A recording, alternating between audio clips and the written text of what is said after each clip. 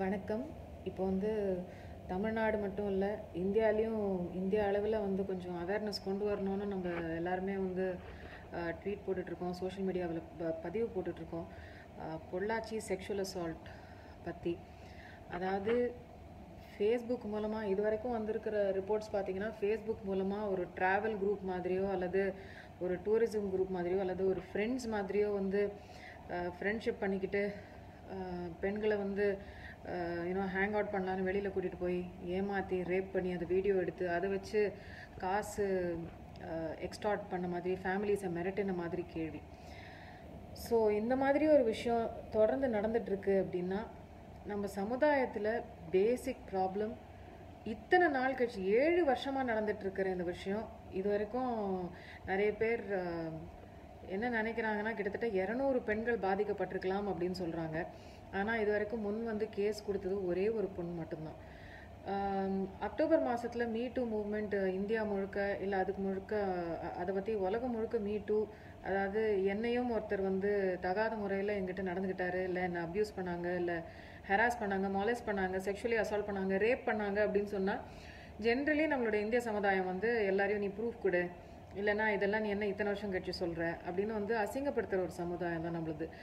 இந்த பேசிக்கலி ஒரு பெண்ணோ இன்னும் ஃபர்ஸ்ட்டு ஒரு ஆண் குழந்தையோ வந்து சின்ன வயசில் அவங்களுக்கு நடந்த பாலியல் வன்முறையோ இல்லை அந்த வன்கொடுமைகளையோ வந்து முன்னே சொல்லணும் அப்படின்னா இந்த சமுதாயம் மட்டும் இல்லை, பேசிக்கலி அவங்களோட பேரண்ட்ஸ், அவங்களோட அப்பா அம்மா, குடும்பமே கேட்கறதில்ல.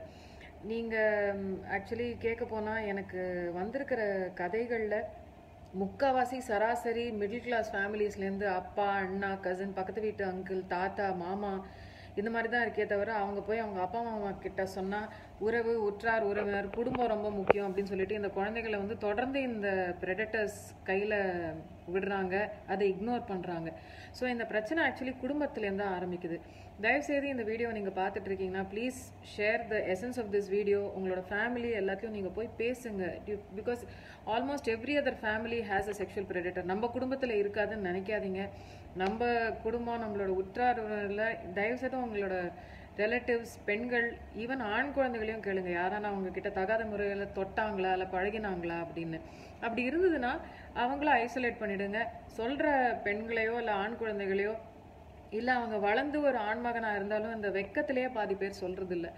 ஸோ வேண்டி விரும்பி கேட்குறது அதுதான். செக்ஷுவல் எஜுகேஷனுங்கிறது ரொம்ப ரொம்ப முக்கியமான ஒரு விஷயம். அந்த குட் டச் பேட் டச்சுங்கிறது ரொம்ப முக்கியமான விஷயம்.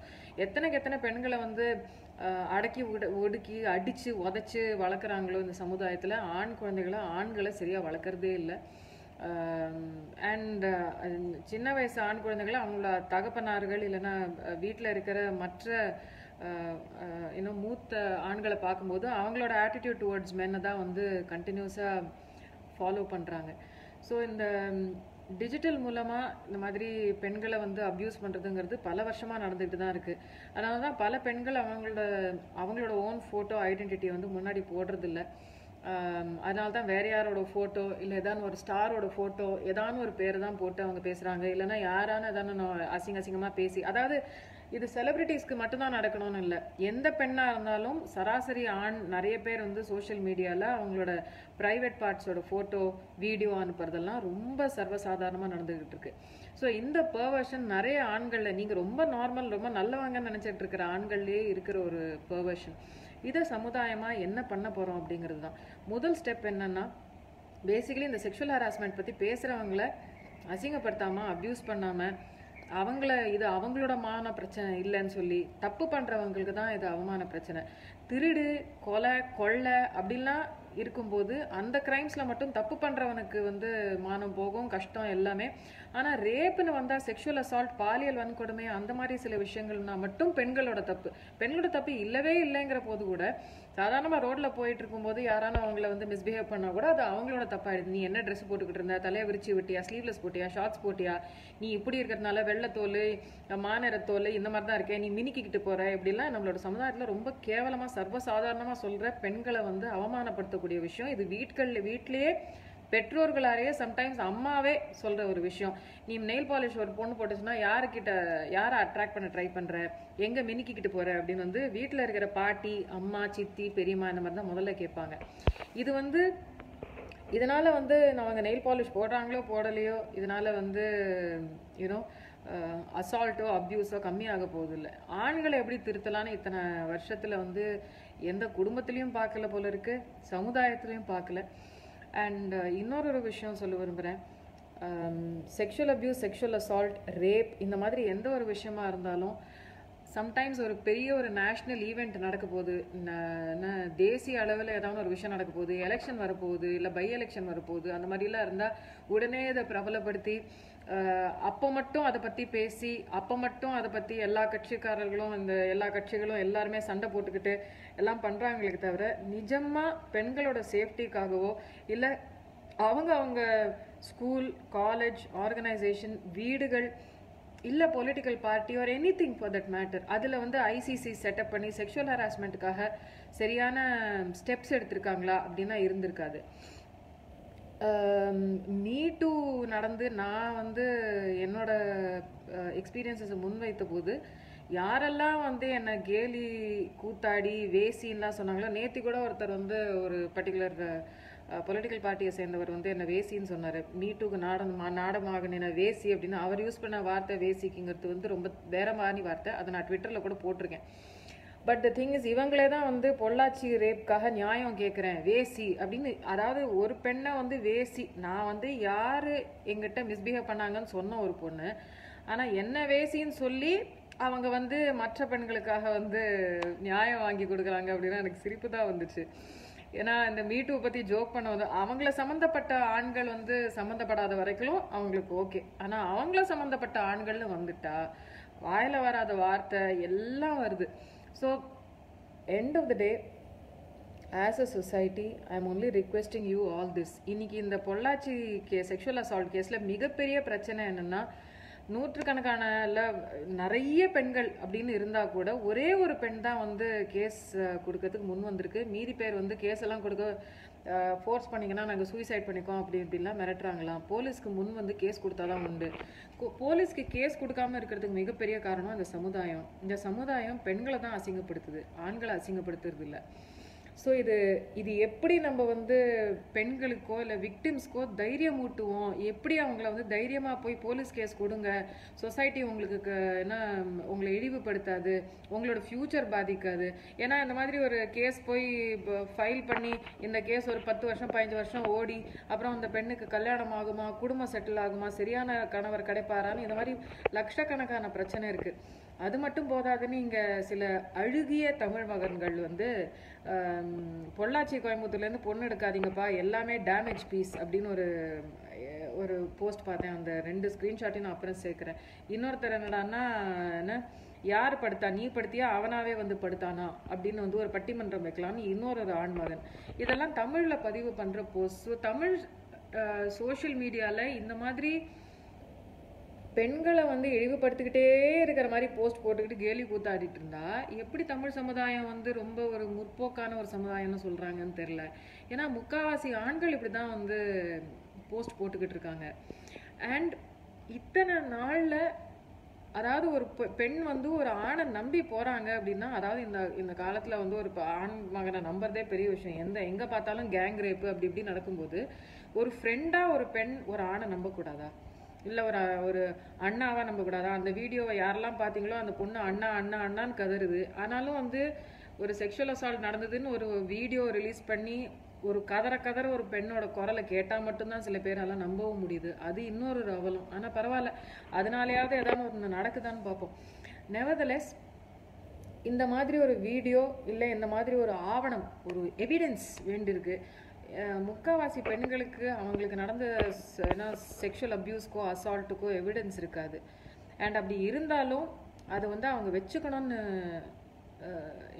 பார்க்க மாட்டாங்க. எல்லாத்தையும் அழிச்சிடணும்னு தான் பார்ப்பாங்க, மறந்துடணும்னு பார்ப்பாங்க. அந்த ஒரு விஷயத்த இந்த சமுதாயம் வந்து பெண்களும் சரி ஆண்களும் சரி புரிஞ்சுக்க மாட்டேங்கிறாங்க.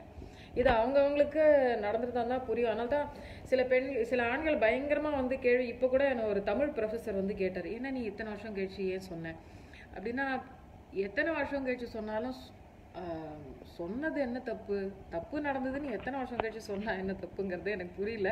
ஆனால் தமிழ் சமுதாயம் இந்த கேள்வியை கேட்டுக்கிட்டு தான் இருக்கும். ஏன்னா அவங்கள பொறுத்த வரைக்கும் அவங்களுக்கு பிடிச்ச ஒருத்தரை வந்து நேம் பண்ணியாச்சு. ஸோ அதில் என்ன அரசியல் ஆதாயம் என்ன கண்டுபிடிச்சி என்ன எப்படி பாலிட்டிசைஸ் பண்ணலான்னு அப்போ பார்த்தது. இப்போவும் இந்த மாதிரி பெண்கள் சம்மந்தப்பட்ட விஷயத்துக்கு எப்போவான ஒரு அரசியல் ரீதியாக தான ஒரு விஷயம் பண்ணிக்கிட்டு தான் இருப்பாங்க. எண்ட் ஆஃப் த டே நான் வந்து இப்போது என்ன NCWல கேஸ் ஃபைல் பண்ணியும் நான் மொத்தமாக என்னோட ஹராஸ்மெண்ட் விஷயத்தை பற்றி சொன்ன அப்புறமாவும் அந்த கேஸில் வந்து ஒன்றும் ஆகலை. Because that's what happens eventually victims, அதாவது பெண்களுக்கு இந்த மாதிரி சில கேசஸில் நியாயம் கிடைக்காது. இன்னைக்கு இந்த சிஸ்டம்லேயும் சரி, சட்டத்துலேயும் சரி, சமுதாயத்துலேயும் சரி, சமுதாயம் ஏற்கனவே ரொம்ப கேவலமானது. ஏன்னா பை டிஃபால்ட் வந்து பெண்களை இழிவுபடுத்துகிற சமுதாயம். அதாவது பண்டிகை அந்த மாதிரி முக்கியமான நாள்லாம் வந்துச்சுன்னா பெண்கள் தெய்வம், பெண் இதுன்னு பயங்கரமாக கவிதைலாம் பேசுவாங்க. ஆனால் இப்போ கூட அதான் ஒரு கவிஞர் வந்து ஒரு மீட்டிங்கில் மீட்டுவை பற்றி பயங்கரமாக ஜோக் அடிச்சு, அதாவது 2 ஜென்மத்துக்கு முன்னாடி நான் ஏதோ சீனேகமாய் பேசியிருந்தால் 2 ஜென்மத்துக்கு முன்னாடி நான் அனைத்தேன் என்று மீட்டுவில் போட்டு மிரட்டி விடுவாரோ அப்படின்னா, ஸ்நேகமாக பேசினாலோ 4 வார்த்தை நல்லபடியாக பேசினாலோ அது மீட்டு இல்லை. அதாவது ஒருத்தங்க பிடிக்காம ஒருத்தங்களை தழுவுறதோ, உராசுறதோ, கிள்றதோ, கட்டி பிடிச்சு முத்தம் கொடுக்கறது, அதெல்லாம் தான் மீட்டு. அதெல்லாம் அஃப்கோர்ஸ் சில ஆண்களுக்கு புரியவே புரியாது. ஆனால் அவங்களுக்கு திடீர்னு ரேப் அப்படின்னா வந்துச்சுன்னா உடனே அவங்களுக்கு கொந்தளிச்சுட்டு வந்துடும். அதாவது அவங்கள சம்மந்தப்பட்டவங்கள சொல்லலை இல்லைங்களா, வேற யாரோ தான் சொல்லியிருக்காங்க, யாரோ எங்கேயோ நடக்குது. அவங்களுக்கு தெரிஞ்ச ஒரு பெண் அவங்களுக்கு தெரிஞ்ச ஒரு ஆணை சொன்னால் உடனே அவங்க வந்து ஃபஸ்ட்டு பெண்களை தான் அசிங்கப்படுத்துவாங்க. அதை காலங்காலமாக நம்மளும் பார்த்துக்கிட்டு தான் இருக்கோம், சமுதாயமும் அப்படிதான். Anyway the point of this video is that இன்னைக்கு இந்த பொள்ளாச்சி செக்ஷுவல் அப்யூஸ் கேஸ் வந்து நம்மளுக்கு வந்து இந்த நம்பர் ஆஃப் கேர்ள்ஸ் அப்படின்னு பார்த்தீங்கன்னா நிறைய கேர்ள்ஸ் இருக்காங்க. அவங்க முன் வந்து கேஸ் ஃபைல் பண்ணணும். அந்த கேஸ் ஃபைல் பண்ணணும்னா அதுக்கு பண்ணாமல் இருக்கிறதுக்கு சமுதாயம் தான் காரணம். ஸோ நீங்கள் வந்து ஆஸ் சொசைட்டி நீங்களே யோசிச்சு பாருங்கள், இத்தனை வருஷமாக உங்களோட அப்பா அம்மா, சித்தப்பா சித்தி, மாமா, பங்காளிகள் எல்லாருமே வந்து எப்படி நீங்கள் உங்கள் வீட்டிலையே எத்தனை விதமாக பெண்களை இழிவுபடுத்தியிருக்கீங்க, இந்த மாதிரி ஒரு பிரச்சனைன்னு வந்தால் எப்படி அதை பற்றி பேசியிருக்கீங்க. மீட்டூவில் கூட வந்து நிறைய பேர் சொன்னாங்க, மீட்டூனா என்ன, செக்ஷுவல் ஹராஸ்மெண்ட் பற்றி பேசுறது இல்லையே, இவனும் படுத்தா அவளும் படுத்தா அதானே அப்படின்னாங்க. ஸோ இதெல்லாம் வந்து பப்ளிக்கில் கொஞ்சம் பவர்ஃபுல்லாக இருக்கிற ஆண்கள் இந்த மாதிரி இழிவுபடுத்தி பேசும்போது இந்த மாதிரி சில விஷயம் டேமேஜ் ஆகுது. நெவர்தலெஸ் இப்போது ரீசெண்டாக ஒரு பாப்புலர் வீடியோ பார்த்தேன். ஒரு a famous man had spoken about Me Too and why it is important to not shame the victims. So அது ரொம்ப முக்கியம். ஸோ விக்டிம் ஷேமிங் தான் நம்மளோட சொசைட்டியில் இருக்கிற மிகப்பெரிய பிரச்சனை. அதனால தான் இந்த பொள்ளாச்சி கேஸில் I don't know how far it will go, because இருக்கிறது ஒரு பொண்ணு தான். And when so much has happened, I don't know, இது வந்து நிறைய பேர் இவங்க பேரில் கேஸ் கொடுத்தா it can help. That is also what happened with Me Too. இந்த சமுதாயத்துக்கு பயந்து, இந்த இழிவுக்கு பயந்து பல பேர் வந்து முன் வந்து கேஸ் கொடுக்கல. இதுதான் வந்து இந்த பேசிக்கலி இந்த பொம்பளை பொறிக்கைகளோட என்ன ஒரு வெற்றி. எங்களோட தோல்வி ஆயிடுச்சு, அதை வந்து சமுதாயம் வந்து கை கொட்டி சிரிச்சிச்சு. ஸோ சூப்பர் அப்படின்னு பேசிக்கலி யார் பக்கம் இருக்கீங்க சமுதாயம்னு யாருக்குமே தெரியாது. எனிவே இது Pollachi case is not the first one. இதுக்கு முன்னாடி வந்து கடலூர்லேயும் நடந்தது. கிட்டத்தட்ட 30க்கும் மேற்பட்ட பெண்கள், குழந்தைகள், அதில் வந்து ஒரு சர்ச் ப்ரீஸ்ட் கூட மாட்டிக்கிட்டாரு. அவங்களுக்கு 30 பெண்களான்னு தெரியல, நிறைய பெண்கள். அதில் வந்து 30 ஆண்டுகளுக்கு வந்து சிறை தண்டனை கொடுத்துருக்காங்க அந்த கேஸில். நீங்கள்லாம் இதெல்லாம் பார்த்தீங்கன்னா தெரியும். கவிதா முரளிதரன் அப்படின்னு த வயர் அப்படிங்கிற ஒரு வெப்சைட்டில் அவங்க ஒரு ஆர்டிக்கல் எழுதியிருக்காங்க. இந்த மாதிரி ரேப் கேஸஸ் இல்லை செக்ஷுவல் அசால்ட் கேஸஸ் நடக்காமல் இருக்கணும்னா ஃபஸ்ட்டு பெண்களாகட்டும் ஆண்களாகட்டும் அவங்களோட குடும்பத்தில் இந்த மாதிரி ஒரு விஷயம் நடக்கும் போதே உடனடியாக அவங்களோட அப்பா அம்மா இல்லைன்னா தாத்தா பாட்டி கிட்ட தைரியமாக போய் சொல்லி, அதனால் சொல்கிறதுனால அவங்களுக்கு எந்த விதமான ஒரு அவமானமோ இல்லை என்ன இரிட்டேஷனோ இல்லை மன உளைச்சலோ நடக்காதுங்கிற அந்த ஒரு கான்ஃபிடென்ஸை ஃபஸ்ட்டு ஃபேமிலிஸ் கொடுக்கணும். அப்புறமா தான் சமுதாயம் மாறும். So families, if you are வாட்சிங், தயவுசெய்து உங்கள் குடும்பத்தில் ஃபஸ்ட்டு க்ளீனப் பண்ண ஆரம்பிங்க. அப்புறமா உலகம் மற்றவங்களோட பெண்களை பற்றி கவலைப்படுறது, அப்புறம் வந்து ஒவ்வொரு விமென்ஸ் டேக்கும் அவங்க என்ன பெண்களுக்கும் பெண்கள் சுதந்திரம் பற்றியும் போஸ்ட் ஷேர் பண்ணுறது, இதெல்லாம் பற்றி யோசிக்கலாம். சரிங்களா? First start with your family and see if victimisation, அதாவது பெண்களை இழிவுபடுத்துறது சாதாரண பேச்சிலையும் சரி, ஜோக்லேயும் சரி, இல்லை இந்த மாதிரி ஏதான செக்ஷுவல் அசால்ட் கேஸ் பற்றி வீட்டில் பேசும்போது அந்த பெண்களை பற்றி உங்கள் குடும்பத்தில் எப்படி பேசுகிறாங்கன்னு கவனிங்க. இழிவுபடுத்தி பேசுகிறாங்கன்னா உடனே அந்த அந்த பிஹேவியரை அந்த விஷயத்த மாற்றுங்க. இல்லைன்னா இந்த மாதிரி பிரச்சனைகள் நடந்துக்கிட்டே தான் இருக்கும். ஏன்னா சமுதாயம் இந்த தருதலையாக சுற்றுற ஆண்களை திருத்த மாதிரி தெரில. பெண்களை மட்டும்தான் அடக்கணும்னு பார்க்குதே தவிர தருதலை ஆண்களை என்ன பண்ண போகிறாங்கன்னு தெரில. அதுக்கு ஏதானும் என்னைக்கான ஒரு சொல்யூஷன் கிடைக்குமான்னு அது வரைக்கும் எதிர்பார்த்துக்கிட்டே இருக்க வேண்டியதான். நிறைய பெண்கள் ரேப் ஆக வேண்டியதான், மொலஸ்ட் ஆக வேண்டியதான், செக்ஷுவலி ஹராஸ் பண்ண வேண்டியதான். அப்போ எல்லாரும் நீங்கள்லாம் சோஷியல் மீடியாவில் ட்வீட் போடுவீங்க, லைக் போடுவீங்க, அடுத்த நாள் மறந்துடுவீங்க. ஏன்னா நந்தினி ரேப் கேஸ் நடந்து ஒரு வருஷம் ஆகுது. எத்தனை பேருக்கு ஞாபகம் இருக்குது? மறந்துட்டீங்கல்ல. அதுக்கப்புறம் யாரானா அந்த கேஸ்க்கு என்ன ஆச்சுன்னு ஒரு 4 தடமாவது மீடியாவை கேட்டிருக்கீங்களா? Nothing happen. Suryanelli rape case ஒன்றுமே ஆனதில்லை.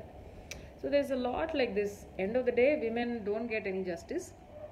உங்கள் எல்லாருக்கும் இது ஒரு 2-3 நாள், ஒரு 4-5 நாள் ஒரு சோஷியல் மீடியா கூத்து. That's about it. End of the day it is the women's அந்த பெண்ணை சம்மந்தப்பட்ட அந்த ஃபேமிலியோட தனிப்பட்ட ஒரு கஷ்டமாயிடுது. சப்போர்ட்டு நிஜமாகவே யாருமே வரதில்லை. அதுதான் உண்மை.